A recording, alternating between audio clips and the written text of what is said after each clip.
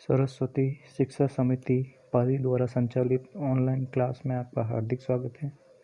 आज हम कक्षा अष्टमी विषय गणित अध्याय 3 प्रश्नावली 3.4 का पहला प्रश्न देखेंगे।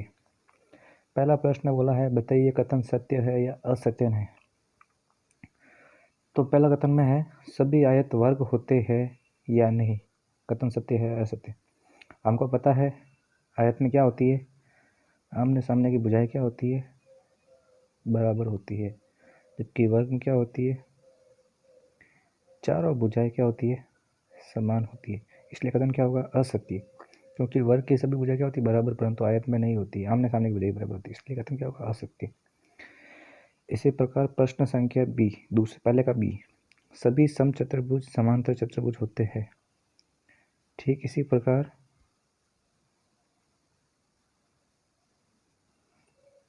सभी समचतुर्भुज समान चतुर्भुज होते हैं।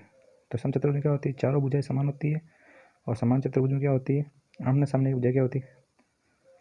तो समचतुर्भुज में क्या हो सकता है, कथन सत्य होगा। क्यों? क्योंकि समचतुर्भुज के सम्मुख कोण भी क्या होते हैं, बराबर, तथा विकर्ण परस्पर क्या करते हैं, समद्विभाजित करते हैं, इसलिए कथन सत्य। तीसरा पहले का सी, सभी वर्ग समचतुर्भुज और आयत भी होते हैं क्या। कथन क्या होगा, असत्य। क्यों? क्योंकि वर्ग समचतुर्भुज तो होते हैं परंतु आयत नहीं होते, क्योंकि वर्ग में भी क्या होती है, चारों भुजाएं क्या होती है, समान, और समचतुर्भुज में क्या होती है, चारों भुजाएं समान, जबकि आयत में क्या होती है, आमने सामने की भुजाएं, इसलिए कथन क्या होगा, असत्य। सभी वर्ग समांतर चतुर्भुज नहीं होते हैं। कथन क्या होगा, सत्य, क्योंकि वर्ग में समान चतुर्भुज के सभी गुणधर्म होते हैं।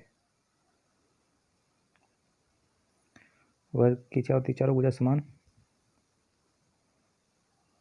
और इसमें भी क्या होती है, आमने सामने की भुजाएं समान। अगर चारों भुजाएं भी समान हो तो भी क्या होगा, समांतर चतुर्भुज भी हो सकता है, इसलिए क्या वर्ग संभव है, इसलिए कथन क्या होगा, असत्य। ई, सभी पतंग समचतुर्भुज होते हैं। पतंग की आकृति कैसी होती है, इस तरह से। कोई जरूरी नहीं है कि चारों भुजाएं क्या हो, समान हो, अलग अलग भी हो सकती है, इसलिए क्या होगा, कथन क्या होगा, असत्य, क्योंकि पतंग की सभी भुजाएं बराबर नहीं होती है। जी, सभी समांतर चतुर्भुज समलंब होते हैं। कथन सत्य होगा। समान चतुर्भुज क्या होती है, ये भुजा और ये भुजा क्या होती है, समांतर, ये भुजा और ये भुजा क्या होगी, समांतर। और समलंब चतुर्भुज क्या होता है, एक भुजा क्या हो सकती है, समांतर हो सकती है, इसलिए क्या होगा, कथन क्या होगा, सत्य, क्योंकि समान चतुर्भुज की समूह भुजाएं समांतर होती है।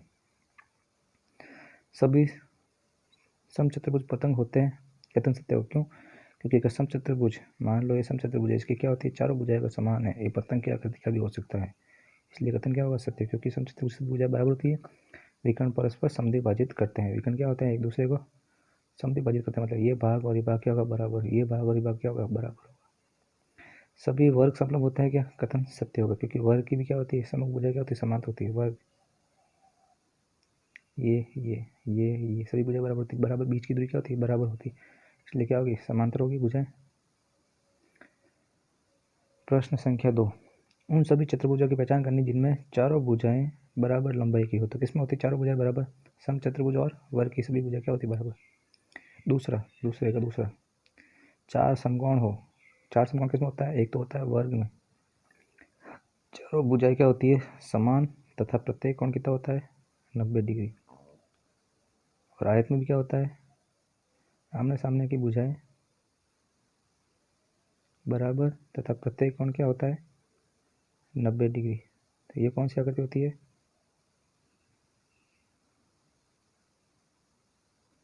आयत, और ये कौन सी होती है, वर्ग। चार समकोण किसमें होता है, आयत और वर्ग में। प्रश्न संख्या 3, बताइए कैसे एक वर्ग है एक चतुर्भुज। वर्ग एक चतुर्भुज होता नहीं होता है, क्योंकि वर्ग की क्या होती है, चार भुजाएं क्या होती है, समान होती है।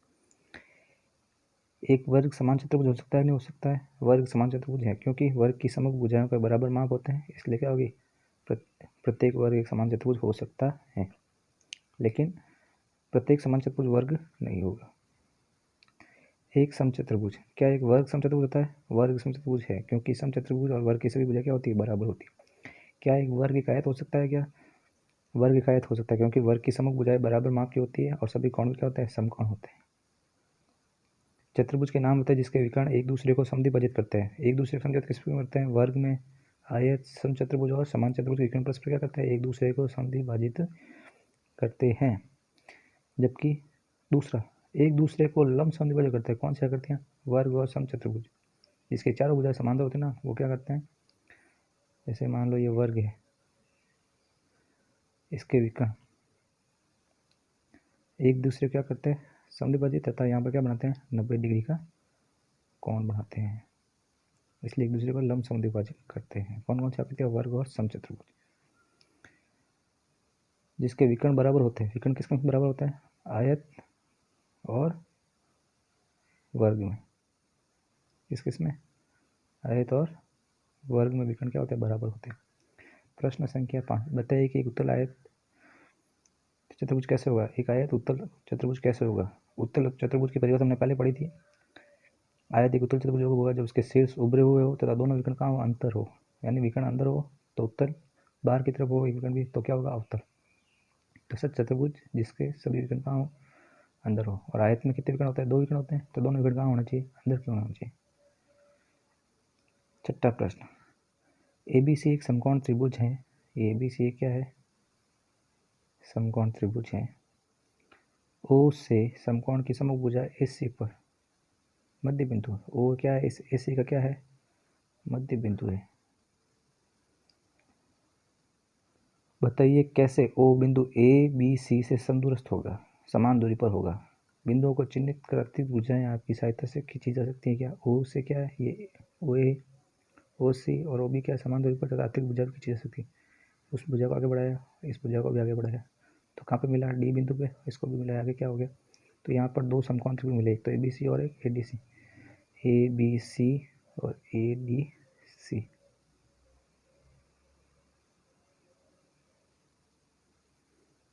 यहाँ पर एक तो ABC बड़ा आयत और एक बड़ा ADC आयत, जिनके विकर्ण परस्पर क्या करते हैं? एक दूसरे को O बिंदु पर समद्विभाजित करते हैं।